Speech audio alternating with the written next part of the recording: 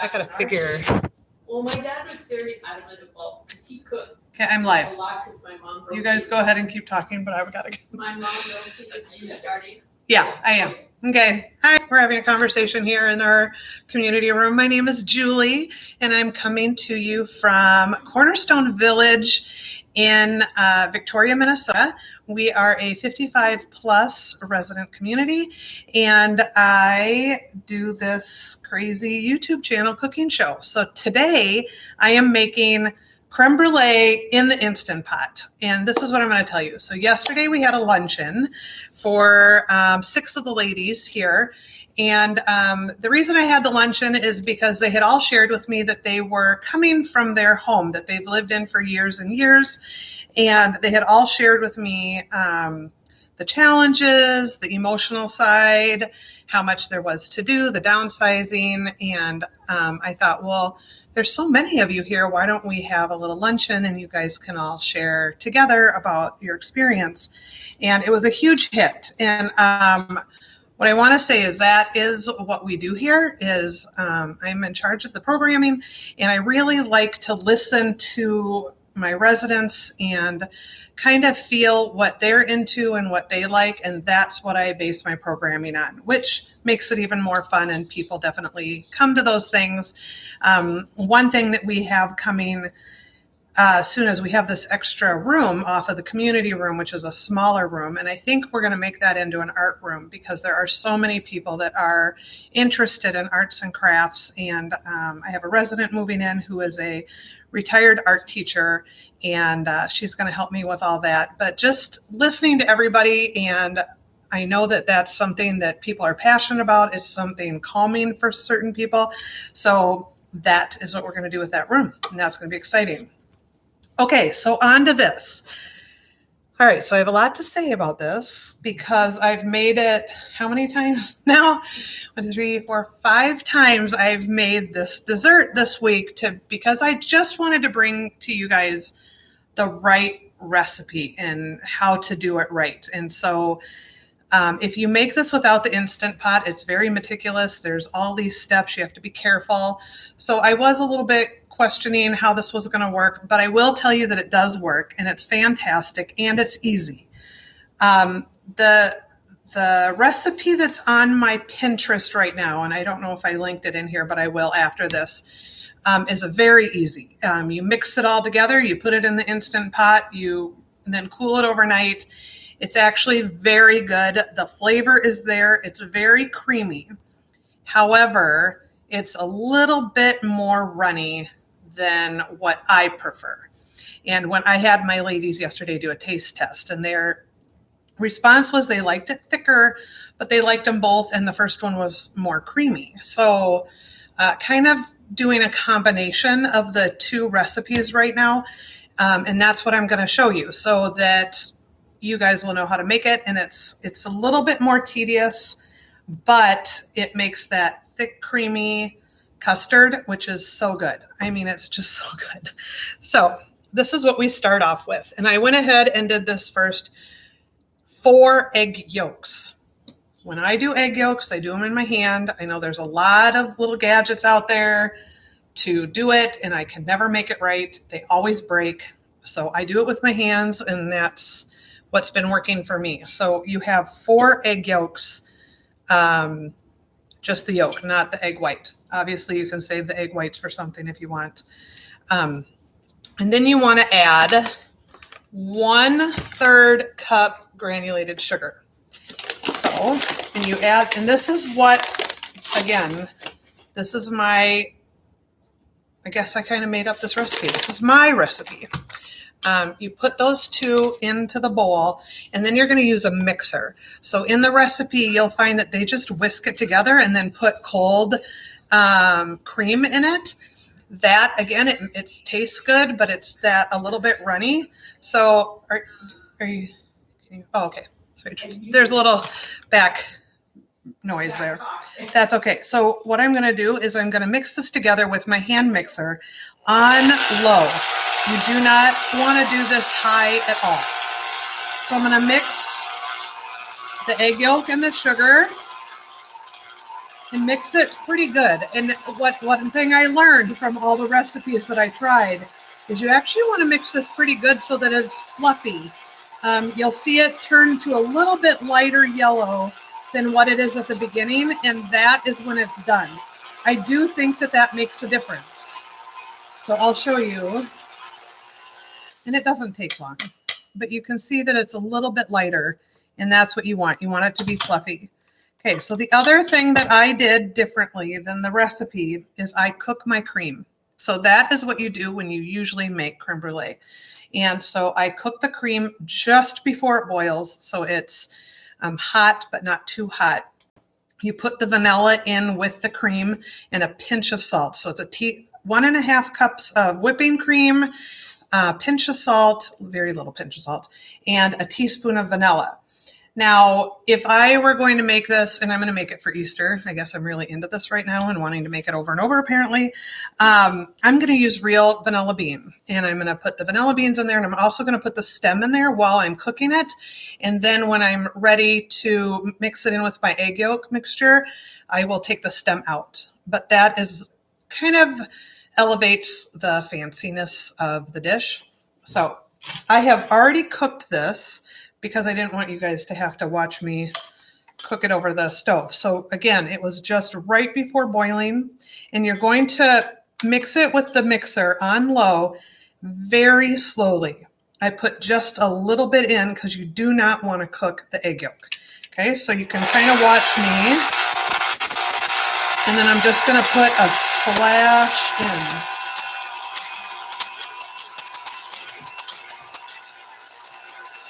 A little film on my cream, but that's okay.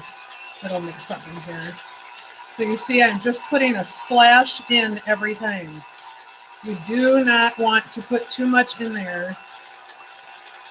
And once you get that going, you can start doing a little bit of a steady stream.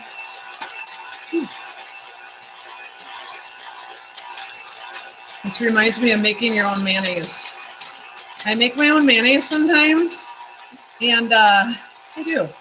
It's actually super cool, but sometimes it works and sometimes it doesn't, so that's kind of weird.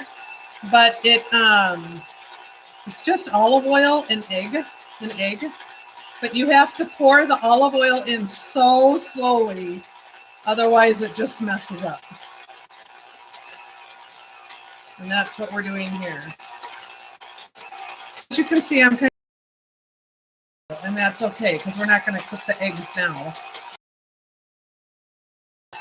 You don't need to overdo it long, just to mix. But I do think it makes a difference in the thickness of the creme brulee. So the next thing I'm going to do is I'm going to take a strainer, because this is actually something that they say on the recipe that you do. And I don't know if it makes a difference, but you know, I think I just want to do it just in case, because that one is so creamy. I want to make sure this one's creamy. And what I'm doing also that I didn't do yesterday in either of the recipes that I made for you guys is taking off the foam. So I don't know if you can see it. I will bring this over here a little bit. You see there's some foam. I'm actually going to take that off, and I'm trying to make sure. Take that off and put it in a bowl. And I'm wondering if that actually will probably help with the creaminess. So you can see once you take the foam off, it's just a really rich, creamy mixture. Looks like eggnog. Ooh. Yum.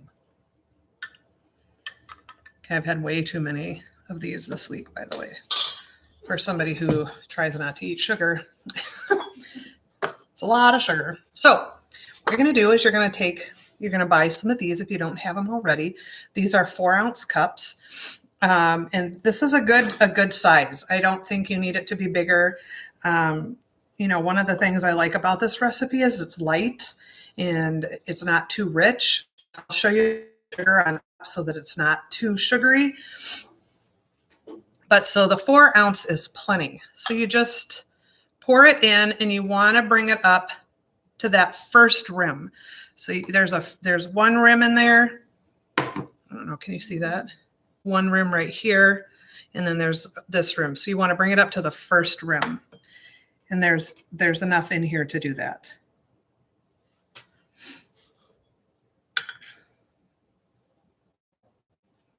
I think that one thing I know, I have absolutely fallen in love with my Instant Pot. And that is through this cooking class that I've been doing with you guys, because I've really learned all the things that you can do, and you'll have to go back and look at all my videos if you want to learn exactly how to use the Instant Pot, because we're not using a lot of the features today that you can use like in my other videos. So it'll explain more how to do it. My favorite is the baked potatoes, for sure. Okay, so you want to get a couple pieces of foil, and then I just rip them in half. So we are going to wrap each of these very tightly in a piece of foil. Okay, and that's going to keep the moisture in as well. So you wrap it really nice and tight. And you're going to keep it in that foil until you're ready to set it and do the crystallizing of the sugar. Okay, let's add one more. Again, nice and tight. And you actually are going to want to do it tight anyway, otherwise it's not going to fit, because it's a very tight squeeze in that Instant Pot. Okay, so now these are ready to go. See how easy that was? Super easy. Okay, so now we are going to take the Instant Pot. Bring it over here. Okay, and we are going to put, where did I put that? Oh, here. 1 cup of water in the bottom. And we're going to use our little trivet again. Okay, so that's what this looks like. You want the little pieces on the bottom to be the ones that are on the bottom. So you could also do it like this, but you want it to be raised up above the water. That's what's helping it to steam around and cook the creme brulee. So then we're going to put these in. Oh dear, this one has a little bit on the bottom. That's messy. Put it in the pot, and like I said, it's a tight squeeze, and you got to figure out how to do it around that handle. Just kind of move them around, but keep them steady. And you don't want them to tip, which has been crazy because I've been bringing them from my house to here all week. So I'm trying to make them so they don't tip. It's been crazy. So I'll show you how I got this all in here, and it is nice and tight. So see, they're nice and tight in there. You got your foils, you've got them all sitting in here. And then we're going to put the top on. There you go. You just have to play with it until you get it on, and you'll hear that it's done and ready. And again, look at my last episodes and you'll see exactly how to use it. Today, we're going to do the pressure cook. We're going to do it for 7 minutes, and we're going to change this. You can see that it says high. You want to change the pressure level to low. So now we're going to run that for 7 minutes, and then you're going to put, I really wish I had like 2 cameras. That would be helpful. So now this is starting. So it's going to take about 10 minutes to get to where it's going to start cooking. Then it's going to cook 7 minutes. And then you're going to let it naturally release the air for 15 more minutes. So we won't still be on here at that point. But I talked about in a couple of my last videos, there's a pressure button that you push to release the pressure. You probably won't even have to do that, but you do not want to do that until 15 minutes after. One thing I really like about the Instant Pot is it says it's on, and then when it starts cooking, it starts at 7 minutes, and it'll go 6, 5, 4, 3, 2, 1, 0. It'll beep, and then I set my own timer, but you don't have to, because the Instant Pot actually starts counting upwards to let you know how many minutes it's been on the natural release. So you can watch it, and you'll see that when it's 15 minutes, and then that's when you want to push that button down just in case there's some extra air, but you shouldn't find any. All the times that I've made this, the air's already been all out by that 15 minutes. So, but if that little silver button isn't down, then definitely push that button first, because you want to get all the air out, right? So that's that. I am going to go get my creme brulee. So hold on, so I can show you the rest.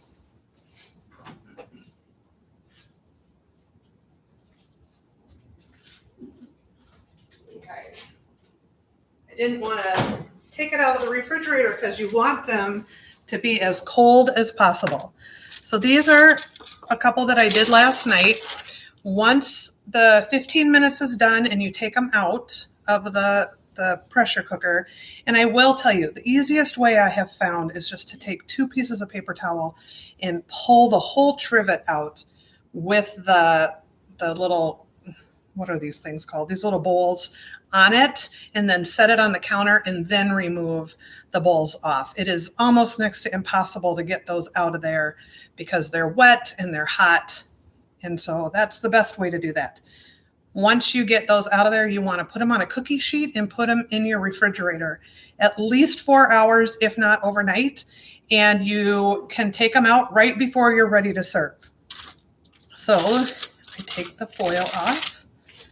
This is what it looks like. Can you see? There's like a light that's kind of, can you see that? Okay, so this is the fun part. Okay, you're going to take some sugar. And something I learned yesterday, and I think I already talked about it, is you don't need a lot of sugar, okay?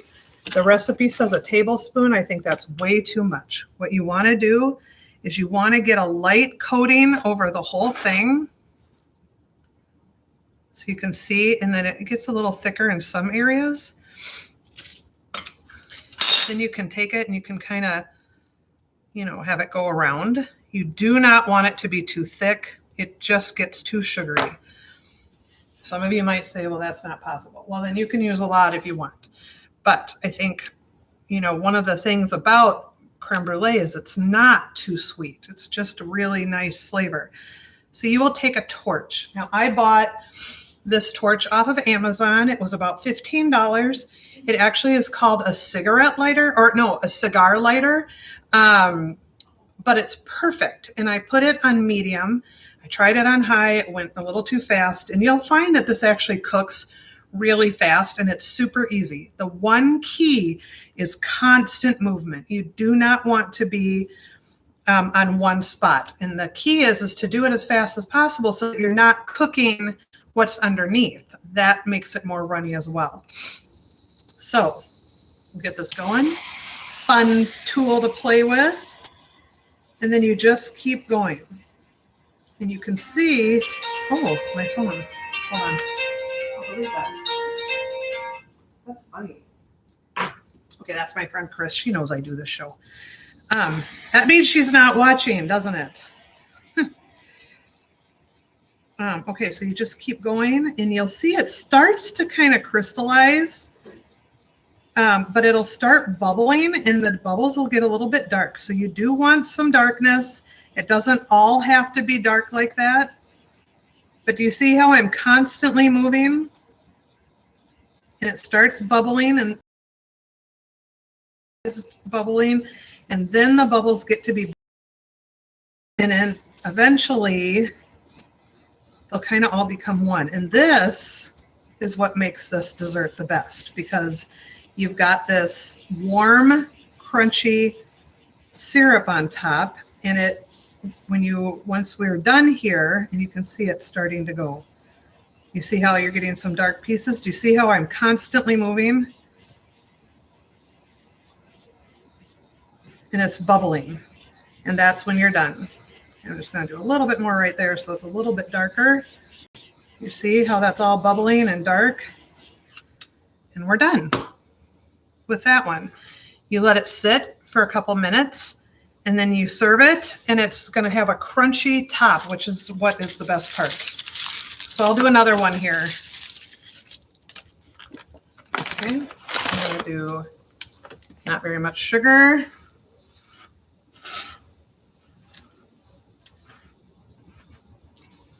You see how I'm doing? Not too much, but enough. You want to be able to see the white of the sugar, but you also want it dispersed all around, and you don't want clumps of sugar. Okay, I'm going to do this a little bit higher, see if that gets... Okay, ready? I'll put this one here.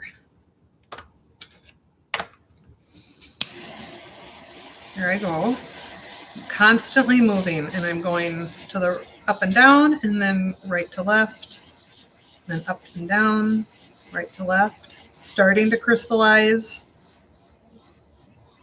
The bubbles are starting now, and they're clear. Then they turn kind of a yellow, and then they'll turn a brown. You want to make sure all the white is gone. You do not want any of that white. And you don't want it too dark either. Then it's burnt. Right? And then I'm afraid I'm gonna set off the smoke alarms in here. And there we go. And there we go. See? Looks good. And there's that one. I'll see if it's already hard. So the fun part with this is that you get to take a spoon and you break it. And then you have that fun kind of candy up there. And then you get to eat it. See? It's so easy. Oh my. Damn good. This is my favorite dessert. I absolutely love it. I'm excited that I found a way to make it easy for me to do. So I'm going to be able to do this. Everybody's going to think I'm this master chef, and I'm not, as you guys all know who watch me. You know, I'm just winging it. And so this is a way I can wing it. So I love it. Let me know if you guys have some tricks below. Definitely subscribe. I'm really into getting my subscription numbers up. So that's kind of fun. And let me know if you have any other ideas. Let me know if there's something that you want to see. Next month, we're actually doing the, what is that called? The air fryer. So we're going to be doing some fun things, chicken quesadillas, chicken wings. Chicken wings, you start in the Instant Pot and then you do the air fryer. I've never done that before, but I've wanted to. I had a chicken quesadilla in the air fryer last night, and they are good, and it's easy. So let me know if there's something else you want to see. I heard that you can make hamburgers in the air fryer, so we will see if maybe we do that. I don't know. Right. I hope you guys have a great week and happy Easter. And spring's here, and that's exciting. You can see that I'm wearing pink and stuff because I feel like it's spring finally. So have a great day. I'll talk to you next time. Bye. I don't know their view. I